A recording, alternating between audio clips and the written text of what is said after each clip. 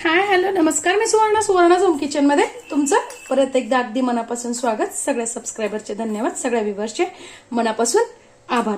मी आज तुम्हाला खूप छान अशी रेसिपी दाखवणार आहे. तोच नाश्ता करून सगळेच कंटाळतात, काहीतरी वेगळं, सांजा पोहे असं नको वाटतं.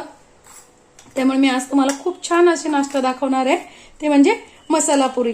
तुम्ही समोसा कचोरी खाणं विसरून जाल, इतकी सुंदर ही मसाला पुरी तयार होते. तर त्यासाठी मी इथे घेतलेला आहे अर्धी वाटी रवा. तर रव्याला काय करायचंय, गरम पाणी घेतलेलं आहे मी. तुम्ही जर अर्धी वाटी रवा घेतला असेल ना, तर त्यात अगदी 2 ते 3 चमचे गरम पाण्याने रवा छान आपल्याला 5 मिनिटासाठी भिजू द्यायचा आहे. इथे बारीक जाड कुठलाही रवा तुम्ही घेऊ शकतात. बघा, या पद्धतीने अगदी 2 चमचे गरम पाणी मी टाकलंय आणि रवा छान आता आपल्याला भिजू द्यायचा आहे. रवा 5 मिनिटासाठी झाकून ठेवायचा आहे. लाल मिरच्या घेतलेल्या आहेत 7-8. तुम्ही हिरव्या मिरच्या घेतल्या तरी चालेल, पण लाल मिरच्याने टेस्ट छान येते. त्यानंतर मी इथे घेतलेले आहेत 5-6 लसणाच्या पाकळ्या, 1 इंच आलं. तुम्ही लसूण खात नसाल तर स्किप केला तरी चालेल. हे आपल्याला मिक्सरमध्ये छान असा जाडसर ओबडधोबड बारीक करून घ्यायचंय. इथे मी 2 बटाटे छान किसून घेतलेले आहेत. किसूनच घ्यायचे आहेत, म्हणजे आपल्याला जे आपण बनवणार आहेत पुऱ्या त्यात जाड बटाटा येणार नाही. आणि बटाटे गारच करून घ्यायचे आहेत. गरम बटाटे जर तुम्ही घेतले तर पिठाला पाणी सुटू शकतं आणि पीठ सैल होऊ शकतं. पुऱ्या पण मग तुमच्या मऊ होतील. थोडीशी घेतलेली कोथिंबीर आणि 1 चमचा घेतलेली कसुरी मेथी. मेथी तुमच्याकडे असेल तर घाला, नसेल तर काही हरकत नाही. आता काय करायचंय आपल्याला, हे जे आपण रव्याचं भिजून ठेवलेलं होतं ना, ते यात बटाट्याच्या याच्यात घालून घ्यायचं आहे. आपण बारीक केलेला मिरची आणि आलं लसूण ते पण यात घालून घ्यायचंय.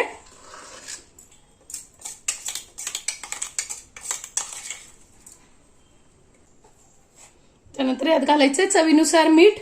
मी इथे अर्धा ते पाऊण चमचा मीठ घेतलेलं आहे. त्याचा चमचा घालायचा आहे ओवा छान हातावर कुस्करून घालायचा आहे.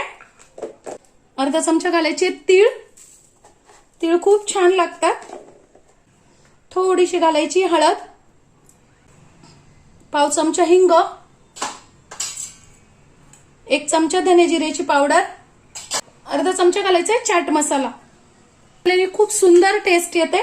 तुमच्याकडे चाट मसाला नसेल तर तुम्ही आमचूर पावडर घातली तरी चालेल. आता हे छान आपल्याला असं एकजीव करून घ्यायचंय, आपण कणिक भिजवतो तसं. यात तुम्ही पाहिजे तर गरम मसालाही घालू शकता.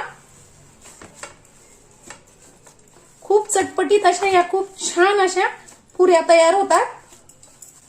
आता यात काय करायचं आपल्याला, आपलं रोजचं जे गव्हाचं पीठ असतं ना, ते थोडं थोडं करून टाकायचंय. बघा, मी इथे 2 वाट्या घेतलेल्या आहेत, पण जसं त्याच्यात बसेल तसं टाकायचंय आणि घट्ट असं आपण रोजची कणिक भिजवतो ना, तसंच आपल्याला गोळा तयार करून घ्यायचाय.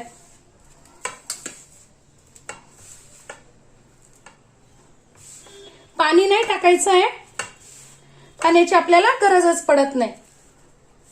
बघा, मी इथे 2 वाट्या गव्हाचं पीठ घेतलेलं होतं, तर साधारणतः 1 ते 1.5 वाटी गव्हाचं पीठ आपल्याला लागलेलं आहे.